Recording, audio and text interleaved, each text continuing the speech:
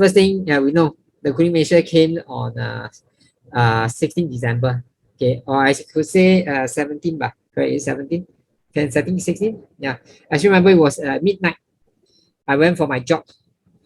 They went for an 8K run, and I came back. I was doing my warm down. I was preparing to sleep ready, right? And suddenly my phone buzzed. Okay, one of my teammates asked, "Hey John, hey, got cooling measure." At first, to be very frank, I thought it was fake news. Okay, I thought it was fake news. I said, "Hey, sure or not? Yeah, couldn't happen at this no, this timing and this situation." Then I take a closer look at it, and I quickly go out to NMD website. And then I saw the policy. I said, "Wow, am I dreaming? Because it's past midnight already." No, I got the message, it was midnight. It was past midnight. Then I was thinking, hey, should I actually share with my team, share with my people? And then I think I just share lah. So I may have woke up some people during a midnight. Right, some of my friends actually say, "Hey John, why you share with me this kind of thing at midnight?" Some of them got woken up. Okay, hopefully no nightmare that day. Right, so when they see this screen measure, I start to think, what are the impacts and all. So yesterday was a very busy day for me. Yeah, I look at all the possible impacts, look at the different data, and here we are today. That I want to present to you on what's happening. All right. Okay, so maybe the first thing we want to understand is, why do we have this cooling measure? Why? I mean, why does government want to do it? Okay, because there's no point doing it for not a good reasons. You know, we just came out of COVID, not 100% out of the woods yet, probably just beginning. No, the construction industry also need time to recover, correct? And we know construction cost has actually escalated so much over the last couple of months or years, right? So why do we want to do it now? Right? Is market really, is there a bubble really in markets? So I just want to share a little bit with you. Cooling measure doesn't mean it's a bad thing. A lot of us actually connect the cooling measure to a negative things. Later, we'll show you some examples of why a cooling measure could be good and bad. Of course, any measure, right, there will be some winners and there will be some losers, correct? If the market goes down, the buyer will be very happy, right? Sellers will not be so happy. Right? But if the market goes up, the seller will be happy, but the buyers may not be so happy. So it depends on where are you on and how can you adapt to the measures and take it to the best of your advantage. Right? Any measures is actually neutral. It's how you actually use it to your maximum advantage. All right. Okay, so let me just revise with you on why I think there's a cooling measure first. Okay. First thing, okay, I can go on. Okay, first thing, let's look at the private property index. How the private property price on average has moved up over the years. Okay, in 2016 is the last time we saw a negative growth in the private property index. That means price went down in 2016. Subsequently, 17 all the way to 2000 and 2020, even to 2021, right, the price has started to went up. And I'd like to bring attention to the year of 2018 because that was our previous round of cooling measures that has came in. And in that year, do you see how much actually our market went up? 7.9%. Even though the cooling measure came in at the third quarter of 2018, the price still went up by about 7.9%. So the first thing we want to understand is, why does cooling measure came in? Is because when the price runs away from your basic fundamentals, okay, like for example, economy not doing well or income doesn't catch up, that's why there's a need for a cooling measure. Your income doesn't keep up with the property price increase, or the property price increase too much. Okay, so that is what happened in 2018 when government decided to do cooling measures. And since after the cooling measure, let's see how much the market has went up. 2019 about 2.7, I think still quite reasonable, right? Our income on average per year go up about 3.5, 3.7%, not too bad. 2020, market moves up by how much? 2.2%. And let's look at the first 3 quarters of this year. Market has moved up by 3.3 plus 0.8 plus 0.8 is about 5.2 already. And we still got the 4th quarter to go.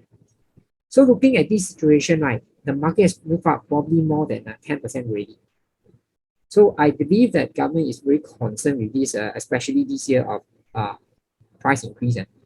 They are afraid that it may not be sustainable. Okay, and I don't think this is a time whereby they want to increase because there is a bubble in the market. Okay, later on, Ken will share with you why we don't believe there's a bubble in the market. Okay, but what the government are doing is that they want try to be forward-looking. I tend to believe that Singapore government are very forward-looking government. They want to project and say, hey, is there something going to happen first? If yes, they want to actually make sure that the property market is sustainable. And why is it so important? Can you imagine our market is not controlled? The market price just go up as the market it is and no one control market. What will happen? I tell you, we might reach a bubbly stage whereby once the bubble bursts, the party is over and a lot of people will be in big trouble. So it's because of all these cooling measures that makes the market going up slowly and consistently, and it match the fundamentals that we are enjoying what the market we are seeing now today, right? That property price don't run away, it keep in line with all the fundamentals. In the long term, the property market can continue to go up, and we can avoid a serious crash situation, right? So this is how I look at it today. Because price has went up faster than a lot of fundamentals, like for example income. That's why they want to actually have this cooling measure on, right? Let's look at what happens in the public housing front. This is a HDB resale index, right? Okay, same thing. 2018 it was the last year that it went to negative. That was a cooling measure then. And look at 2019, prices start to increase a little bit. 2020 increased by 5%. And look at first 3 quarters of this year, 3 and 2 is a whopping 8.9% of increase. And this is public housing. So can you imagine public housing going up by this amount? What will happen if it continues to grow at this amount? I think it could be really quite scary. I put this, it would be quite scary if every year our HDB price, resale HDB price goes up about 9%, 10% every year. This is definitely not sustainable. Then again, we ask, hey John, then how come you can go up by so much? If you say go up so much, people cannot afford, why can you go up by so much?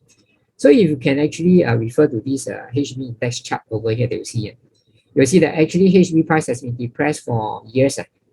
Since about 2001, 2011, 2012, you see, at the peak, the price has been coming down all the way until recently, maybe about 2020, price then start to recover back. In fact, you look at the peak, it's actually not a big increase from the previous peak. So if you ask me today, HDB resale are actually doing some catching up. But of course, government doesn't want it to really just continue growing at this rate. That's why I think there was a recent announcement of these cooling measures, right? Yeah, of course, I must do a disclaimer. Whatever I say is just my personal opinion. I'm not the government. It's just my thoughts and my opinion. So I just want to share with everyone out there what I'm thinking about, right? Okay, I go on. Okay, next. Okay, because of the increasing condo prices, okay, it has also caused the current HDB to have price increase. Because when price of the condo increase, what will happen? Some of the buyers may not be able to afford the condo now. So what do? They go back to the HDB resale to buy a resale flat. So that may have also contributed, okay, to the price increase of this HDB over here, 8.9% this year. And personally, I have the experience whereby some of my clients, at first they want to buy a resale condo, okay, and because of the price increase in the private property side, they decided to go for a resale HDB instead because of their affordability. Okay, so that might also have contributed, okay, due to the higher condo price. Okay. Next, okay, this is what we want to see here. You see, our Singapore income from average household income has increased consistently from the year 2000 to about to 2021. In fact, it has more than double already. So when income double means what? Our affordability also increases, right? No, I earn 4,000, this is how much loan I can take for a property, right? If I earn double, I can probably take double the loan, right? Okay, so what happens is over the years, our incomes have increased. That's why our property price can continue growing. Okay, and the average growth is about how much? Okay, I calculate is about 3.75 from 2000 to 2021. Okay, so if our property price increase about this amount, I think quite safe. I think it's really quite in line with the fundamental. And take note now, I'm not talking about the top 30% income earners. I'm only talking about medium income earners over here. The medium amount. Okay, the 50% down. No? Okay, the medium percent. Okay, and if you look closely at this chart, right, there's a few point of time where our income actually dropped year to year. For example, 2008 to 2009. Yeah, I don't know whether it could be Lehman Brothers crisis. It could be, right? And you look at year 2000, 2019 to 2020, do you see that? It actually dropped. Okay, so if our income keep dropping and the property price keep increasing, right, that's not in line with any fundamentals. Okay, and then if this carry on for a long term, right, then it's called a bubble because your income cannot buy the asset. Okay, again, the income or the affordability of the population cannot buy the asset, right? That is called a bubble. Okay, and this is what we observed probably in Iskandar, whereby the local population couldn't afford all the condos built there, and investors are who? Maybe from Singapore, from Singapore or from other countries. Okay, and what happened when we need local population to buy? They can't buy, so there's a lot of vacancy over there, right? So here we see that the income has dropped, and if this continue to drop, what will happen? The prices cannot continue to go up. So I think at this juncture, these are probably some of the reasons I can think of, and why is it important to actually have a cooling measure at the moment. Okay, all right. Okay, so this is how I feel. Any cooling measures is not bad. It actually helps to regulate prices and build a sustainable market. You know, when I buy into any property, I don't want a market whereby it's a seesaw. Today increase by 10%, tomorrow decrease by 10%. I tell you, wow, uh, you may get heart attack. Yeah, go up and down so much. I think we want to have a very sustainable one. Okay, and we don't want a market whereby it actually drops and never goes up because that is not sustainable. You know, everyone builds up to a bubble, and when the bubble bursts, and it's end of party for everyone. Right, so this is why I feel that the cooling measure is quite good. Okay, conversely to what a lot of people think, hey, cooling measure lousy, no affect me this and that. Actually, it's not. If you know how to take advantage of it, actually, it actually helps us. Okay, right. Next, I'm going to share this concept with you. A lot of people say cooling measure means price will drop, right? Because cooling, it must cool, Okay, let me bring you back to history. Okay, and this chart I actually got from SRX, okay, Singapore Real Estate Exchange. And you can see when the cooling measure starts from Feb, okay, 20th Feb 2010, about wow, 11 years back already. So fast. Okay, when the first cooling measure came in, do you see that the chart go up or down? It goes up. Second cooling measure comes in about August 2010. Did the price went up? The chart go up again. Third cooling measure come in, the chart goes up again. Fourth one goes up. It goes up for so many times until Tdsr came in. And then the market start to adjust and the market start to come down. Okay, so the first myth I want to break today, right, is when there's a cooling measure, price will go down. That is not true. Okay, so the question is, hey, John, how come price can continue going up while there's cooling measure?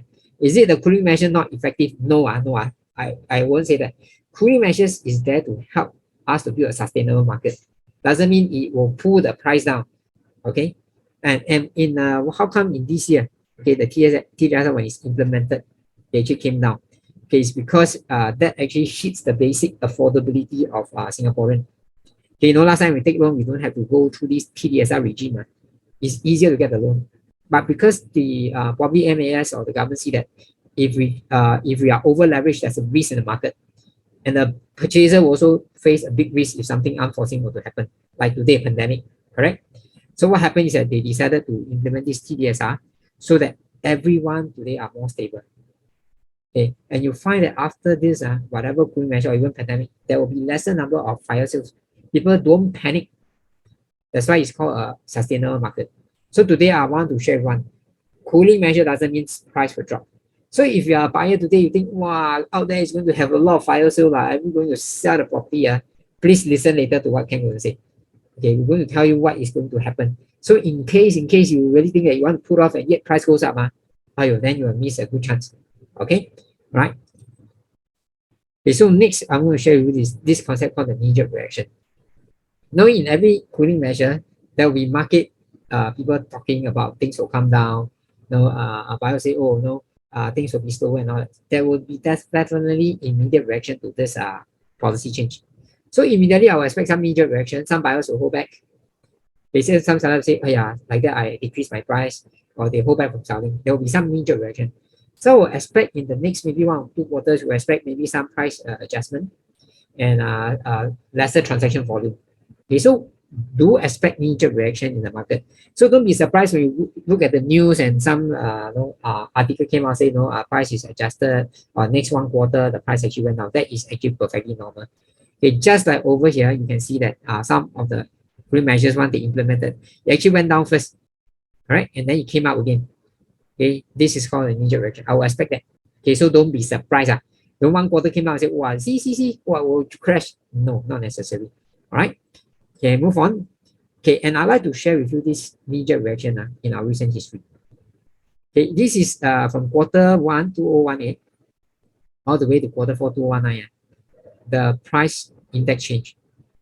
Okay, and in 2018 third quarter, that is where the cooling measures was implemented that year. Okay, do you see why the cooling measure is necessary? You see first quarter 3.9% growth. Q2 another 3.4. Imagine it's 333 all the way. This is going to be what 12 to 15% increase. This is very scary. So at Q3 2018, government has a cooling measure. Do you see the growth actually was muted? It's only about 0.5. And then what happened? Q4 went down, correct? Q1 2019 went down again. This is what I call by the knee-jerk reaction, where people start to react first. And then what happened in Q2 2019? Came back. So why does it came back again? Because the basic fundamental affordability of the population can continue to buy. They can afford to buy with an increased price, and the increase in their income also increase. Right, that will be covered a little bit later by Ken. So just stay tuned. Right. Okay, so this is the concept of what I mean by a knee-jerk reaction in the market. Right. Okay, move on. Okay, and you might also want to ask me, hey John, let's look at it this way. In the last 2 years in pandemic, right? Foreigners has been leaving Singapore, correct? True. Foreigners has left Singapore. Our income has decreased. Then who is buying up the property? Who are the people buying? Right? Okay, it can't be the foreigner Chinese flying or Indians buyers flying from all over the world to go and buy our property. In fact, I think during the pandemic, we have a really in recent history record low numbers of foreign investors over here. Right? So who are the first people actually buying all this? My guess is it must be Singaporean ourselves or residents over here, those who are in Singapore buying, right?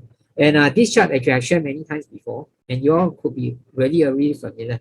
Okay, but I just briefly explain. If you look at the number of units that are going to MOP in the HDB market, now I buy HDB after 5 years, I stay, I MOP, I want to sell, correct? Okay, so these numbers are over here.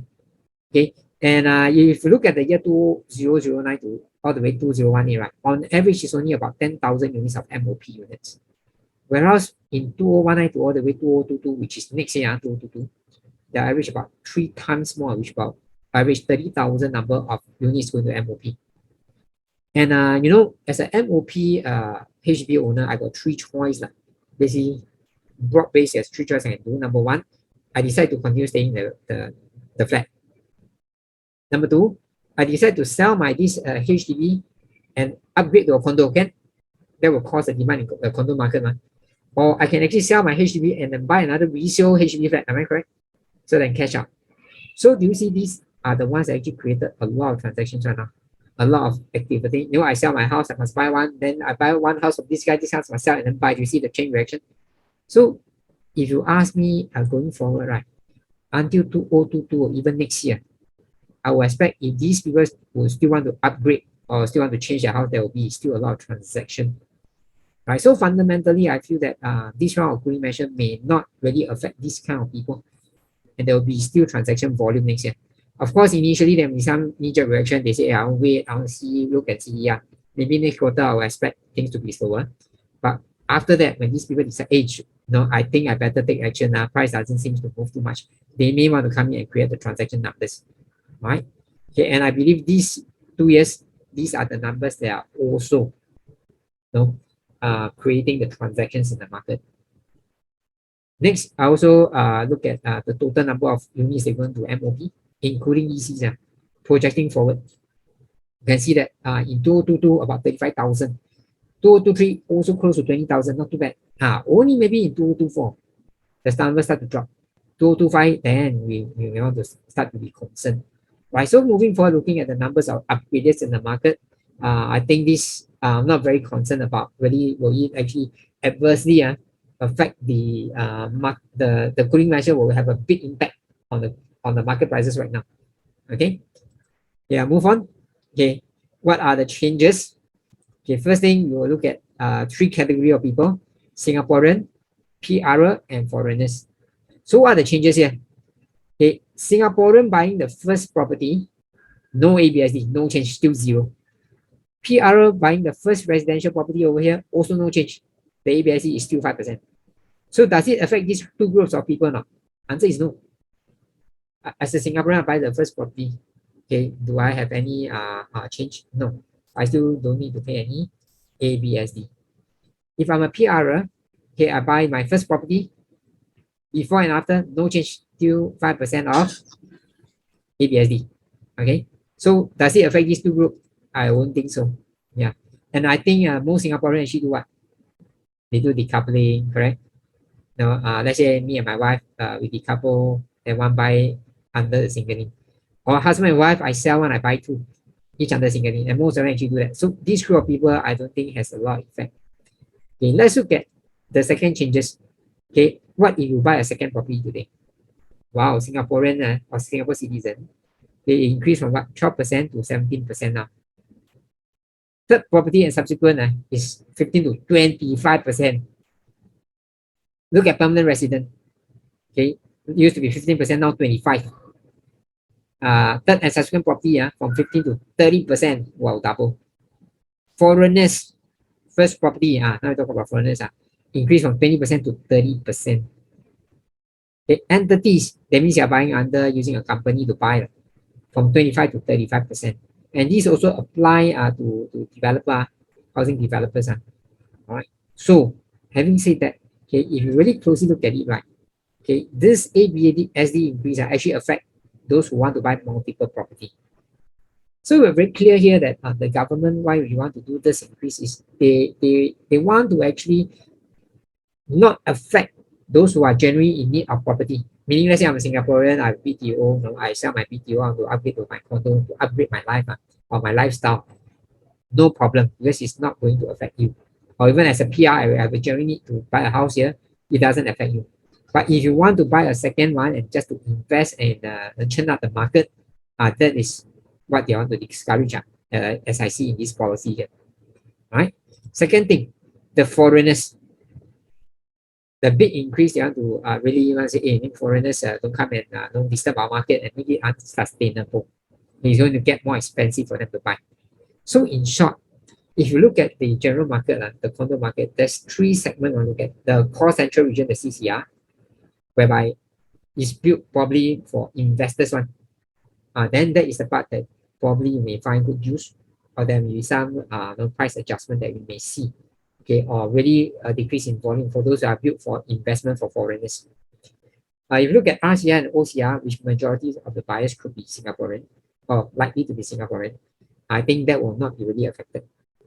Okay, and recently, I don't know, Ken, you also see the trend whereby a lot of Singaporeans actually buy up even the core central region properties. So even in the core central region, there will be some properties that are actually for foreigners to buy. Some will actually mostly are still Singaporean address buyers. Okay, so we have to be very clear in this. So my take is this cooling measure, the ABSD increase will not affect really a lot of people. Probably really the investors, that's all. Right, and move on.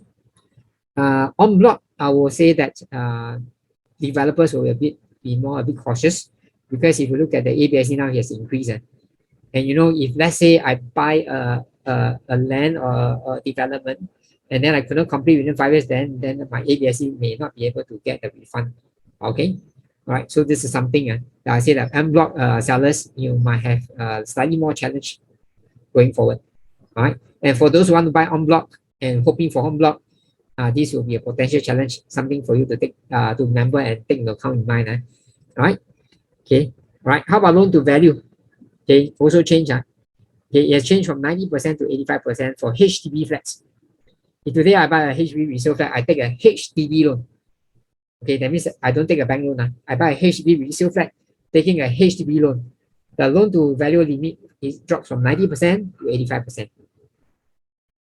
For financial institution, let's say I buy a HDB flat, using a bank loan, okay, the LTV is still at 75%. Okay, but friends, look here. I felt okay, most people don't use 90% loan for HDB flat. Yeah, I did a survey yesterday with my guys, and I asked my guys, hey, how many people actually and your client uses more than 90% loan or use 90% loan for the HDB? In fact, very little. Most of them actually take a bank loan as about 75. So this LTV really doesn't affect them. Yeah, even some say, hey John, it may affect a lot on the low income earners. Those low income earners don't earn too much. Every single loan is important. I'll say yes, it will affect a little bit, but take note now, for low income earners, they really need the grant. The most important thing they want is the grant that they take from HDB to help them to be able to afford to buy the HDB. So it's really not the LTV, in my personal point of view. All right.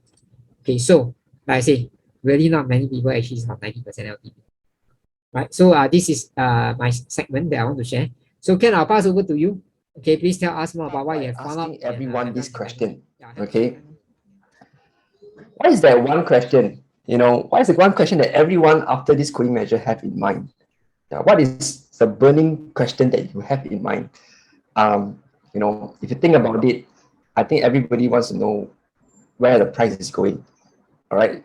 I think it's so important on the price because that will determines what action you take next. Okay. So let's see, thoughts, action, and your future. So if you're what you think, decide on what you act, and then also decide on how your future is going to be. And this is that if you can see what kind of conclusion or what kind of future you want depends really on what kind of thoughts are you having with this cooling measure. Okay, so I want to share a story on my own personal story with a few clients back in 2018 when the cooling measure come out that time.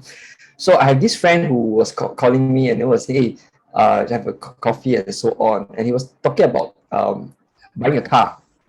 And at the time he was actually a single, and I feel that actually based on his finances, he's able to buy a property, and to invest in a property rather than putting his funds in a lavish or luxury car kind of thing. But he told me that he feel that at that time, he feel that the market is not the right time to go in, and he feel that the price is too high for and he want to wait longer. Okay, now so I have another friend who actually roughly the same times but he understand a few things, and he actually go into doing a bit of his, I would say, okay, he has his own intuition like my first friend, but he did actually go and confirm or use research to back up what he feel. Okay, and recently, not say recently, all the while, if you have been following John, he has been talking about three main things, and as I subscribe to this idea. Okay, it's very simple system. Know the demand, know the supply, and the affordability. And affordability is not your own affordability. Is what's the affordability of the market. Okay, because everybody's need to grow your income. That will also help with the market also. So I'm going to share a few these. Of course, I don't want to oversimplify here. I just want to show you the point here. We can't be basing on one slide to have a conclusion. But this was what happened to my second friend that time. During 2018, he actually saw, he knows about this. Okay, and let's look at the 2011. Number of BTO launch is about 25,000. Okay, and at the time, building a BTO is about 3 years. So maybe it will be like 2014, they collect the keys. And then maybe 5 years later, MOP. So it'll be 2019. So he saw that, hey, 2019, 2020, 2021, and 2022 is going to be on a high, that many people are coming in. And he knows that by 2019, many people would reach MOP and may want to, sell and upgrade or, be in the market. So he knows that demand is actually there. So demand clear. Okay. Second, also about supply, this is a GLS. Okay. So these are only the put a header. Sorry. Okay. This is only the confirmed figures. This GLS got reserved and confirmed. So I just put it in here. So if at that time at 2018, he has not seen what is in 2019 onwards thereafter, right? But at 2018, he also understand that, hey, since 2013, 14 like that, the supply has been dropping. So if you know that when the supply is dropping, the next cycle or the next upcoming trend would have to be under supply situation, which is back at 2018 that time. So he saw that, and he already have a good sense of the demand growing and also decreasing supply situation. So my friend, let's see, do we have if you look now, you have 2021 and you can look backwards, can you see a similar trend or not? Yeah, so just to let you see on here. And of course, the last thing, demand, supply, and affordability, right? At 2018, he also have seen that the income has been increasing.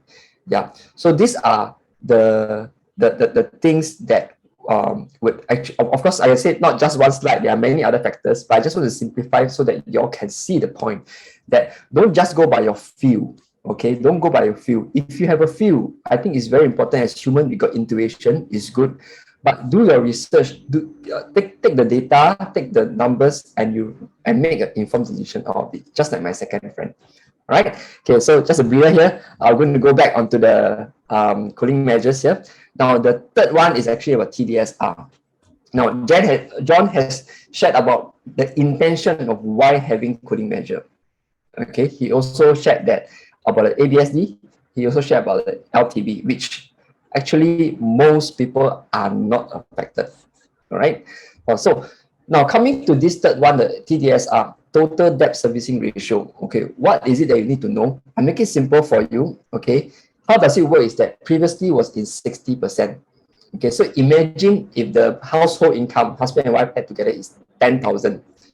So the bank or the MAS will take 60% of this 10,000, which is 6,000, and work backwards to get your loan amount, to get your maximum loan amount. Now, the Tdsr has reduced to 55%. So instead of using 6,000, they now will have to use 5,005 to work backwards for your loan amount. So in a way, we will see a slight reduce in your in the maximum loan amount that you have. Now, one thing I will feel that is that why does the government want to do this? Okay, as what John has shared just now, it's very important to keep the market sustainable. And it's very important for everybody also, and you want that also. I explain more later. So you see, one of the reasons is to protect buyers from being highly leveraged. If everybody over leveraged, then yes, it's a very dangerous situation where our own population cannot sustain the market. Then that will have an issue. Second thing is to also create buffer for unforeseen for future. Okay, for example, interest rate rise. There has been talks about this. If you have been following the news, this could be something possible in near future. So you see, all these is actually to help the market to be sustainable. And I want to ask, do you realize that in the past few years since the last round of Tdsr, right? Okay, this Tdsr was an adjustment. It's not a new thing. It was announced way earlier. So the past few years, right, when the market is not doing so well, or like there is a pandemic or what, do you see that many people have urgency to sell, or a lot of fire sale in the market? Do you see anything like this?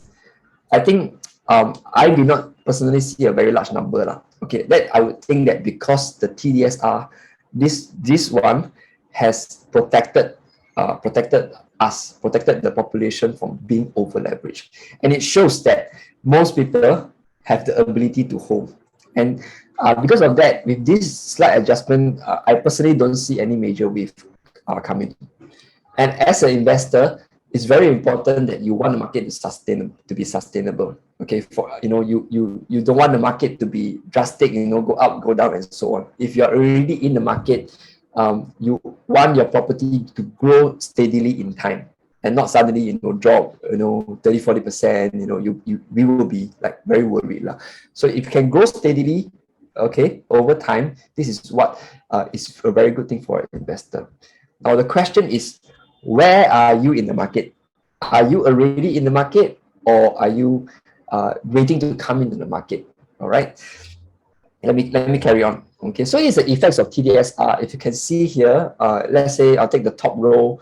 Let's say 30 years Okay, you take a loan tenure of 30 years. Let's say income is 10,000. And before that, you can loan about 1.3. But after this, you can loan only about 1.2. So typically for 10K income, I would say that the difference is about maybe 70 to 100K difference like that. Okay, so this is the effects. Let me move on. Now, the next question here is, will the property continue to be affordable? Okay, like I said, affordable, not your own, not your own personal affordable. Sometimes it's like it's affordable to you doesn't mean that you need to buy. Okay, but what I'm trying to say is that the whole population, the whole the whole population. Okay, so if you look at here on the very left side is the decile, the first decile all the way to the 100 decile. So you can see that the yellow color one is the top 30% of Singapore earning income, and you can see based on 2020, that is the income ranging from 14,000 all the way to about 30,000. So with 55% income today, okay, if they are taking 20 years loan, they can still afford a 1.8 million. If they are taking a 25 years loan, they can afford up to a 2.1 million. And just scroll your eyes up a bit, seeing the 51st to 70 percentile. And if you look at the figures, right, actually most of them, if they want to, they can still go into the private market. All right, let me move on here. So that's a question here. Maybe you can do a poll, maybe in the chat box here and also in the Facebook. What do you think? At what percentage of people's income is used to pay for their mortgage? Yeah, maybe a range or what? What do you all think? Let's say the household income earning, let's say 10K, and what percentage are they using to pay off their mortgage? Yeah, you can type in the chat box. What do you think? Make a guess. Yeah, Gary was saying 50, 40. Okay, 40, great. Yeah. So the more people participate, the more accurate we can see the number, and then we also have a good sense. Yeah. Victoria in Facebook was saying 30%. Okay, about 30%. Great, great. Thank you so much. Okay, so maybe I do this. I use the 40%. Okay, because actually this not everybody goes up to 40%. Usually the range is maybe about 25 to 30, 35 like that. Okay, now depend on the age also. Okay, now let's look at this. Okay, if I use 40% income, okay, not the 55%. If I go for a 20-year loan, right, okay, the 61st to 70, the cow will be able to afford a property of 1.1 million if they use 20 years. Now, let's say if they can use 25 years loan, they can go up to 1.319 million. Now, here also, I hope to drive another point on getting the market early at your age. Look at where your age is. We always have this golden window, okay? Because if you can loan the maximum 30 years versus that you can only loan like 20 years like that, every month, the monthly installment will also be more. At the same time that your loan amount will be lesser, as you can see in the chart here. Okay, 1.138 versus 1.319. Nothing's changed, just based on the years only. Okay, let me carry on from here. Okay, so I'm just going to do a very quick one. Let's look at next year's price. And I think why is this important? Okay, is we have to look ahead, what's ahead, and then we have to compare what's available in the market. And with these kind of numbers, you will see that probably those already launched and are still selling now, they become attractive. Okay, now let's just go a quick run through here. Ang Mo Kio, based on their landed price, the kind of expected price can go up to 19 to 21 PSF. That is in Ang Mo Kio, OCR, I would say. Landport also further up, further away from the town. We are expecting like probably 21 to 23 PSF. How about this also, Slim Barracks, also probably around 21 PSF like that. So a lot of tools as you can see. So back in 2018, we are talking about will property hit 2000 PSF, is that a price that okay or not? And today we are seeing it actually going there already. All right. Now, next year, only 5 sites is available, including EC, is 2785. Okay, the question you ask here is that, is 2785 a lot of units? Will it help in the supply or not? Okay, let's see. Let's look at the numbers where John was sharing just now. Okay, now these are the figures here, and if you can just glance your eyes over this chart, right, you will get to understand actually, 2785 is not a lot of supply in the market. Yeah, so just to have a feel that these numbers probably not. I would say you have a sense of it. I feel it's not a lot. Okay. Now, I want to maybe just have a quick chit chat with John here lah. This is what I would probably think. Resale sellers in the market, HDB or private doesn't matter, or even landed doesn't matter. They may decrease price for the time being, if they have an immediate need to sell. Yeah, John, what do you think about this? Okay, you see, as let's say I'm a seller today, okay, I will see what's my needs. If today I have an immediate need, maybe I buy a new launch already, or I need to have my ABSD remission or refund back to me, then I'll be quite nervous because let's say what if the knee-jerk reaction came in and I'm afraid that I may not be able to sell this time because people are more cautious, then I may want to decrease the price, Yeah, but whereas let's say today I'm only thinking of sell or not, I may want to wait out to see whether the property market goes up. The TDSR has helped me to be very stable now. I got a lot of buffer in my bank account. Even if I don't sell in the next 6 months, 1 year is okay for me. So then I will just hold out. So I think it really depends on the situation that the person is in. Yeah, but I felt that there might be some people that are nervous now and they need to sell. Probably that could be an opportunity, I think. Yeah. Yeah, probably like those people, maybe because the cooling measure comes so sudden, midnight, kind of thing. So those people who have already maybe commit into another property and need to quickly sell, kind of thing. Yeah. So this is something. But I feel that probably let's see how the market works on this also. Okay, next one I'm going to share about this. This start already by developers starting to give like 5% discount, and amidst of cooling measure and so on. Yeah, so these are the things to take note. And yeah, resale side also have, and the new launch side may come also.